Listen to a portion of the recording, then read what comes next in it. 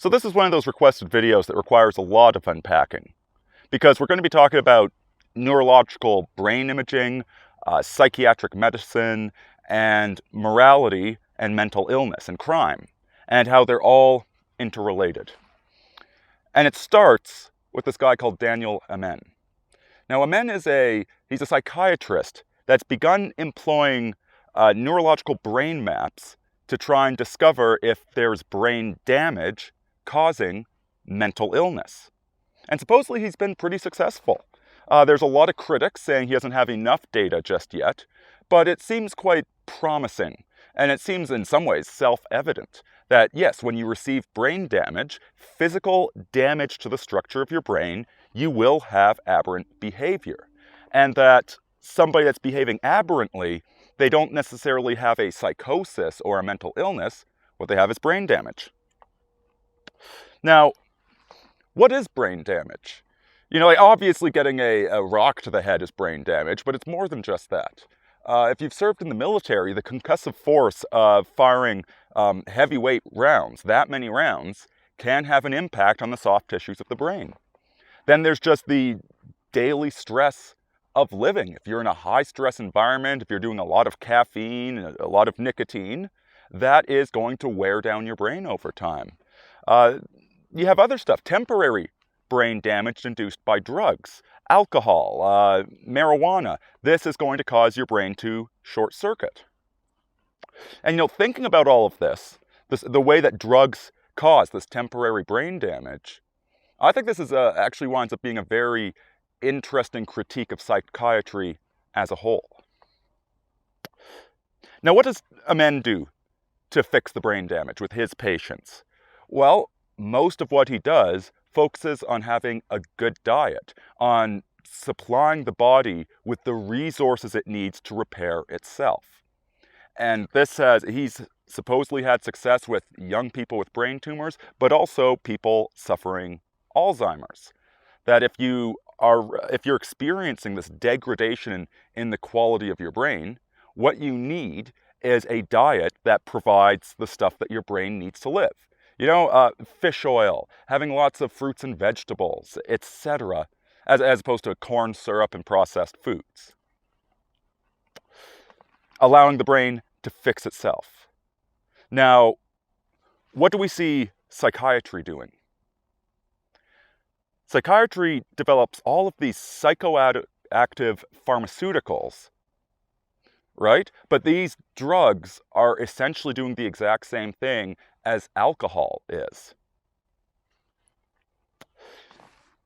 You take drugs to reduce your anxiety, to numb you, to help you check out and be less aware, less cognizant of the universe. The psychiatric solution to depression is to give you something that just zonks you out and turns you into a zombie, because zombies aren't depressed.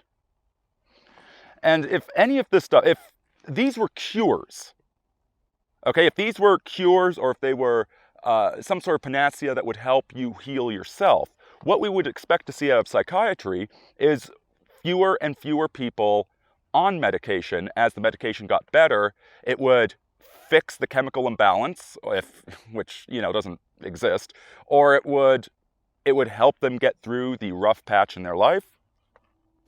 Instead, what we're seeing is more and more people going onto these psychiatric meds, numbing themselves, becoming zombies, and the original problem, the original depression, the original anxiety, whatever it is never actually dealt with in the first place. It's a lifelong non-cure. Whereas what Amen is doing, trying to provide the brain the stuff it needs to fix itself, that can help. Listen, if you have a hangover because you drank too much, yeah, an aspirin will make the pain go away, but it won't help you. What will help you is water and a really fatty breakfast and etc. That's what will help you get rid of the hangover, is providing your body the stuff it needs. Now this request came in specifically addressing, is this going to be the future of criminal analysis? where we say that because somebody, look, we scanned his brain, we have this scientific proof that they're mentally ill, so now we're going to lock them up even though they haven't committed a crime? Something straight out of that series Psychopaths? Is this the new future? Well, brother, we're already living in that time.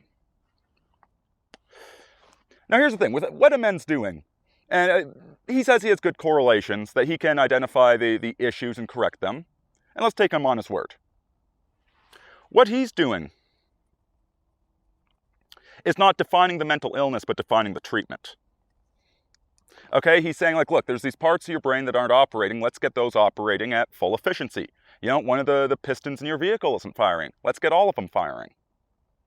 But he's not saying what that mental illness is. You know, you have these symptoms, and so because you have symptoms, we're going to scan you, and then we're going to say this is the physical problem right here.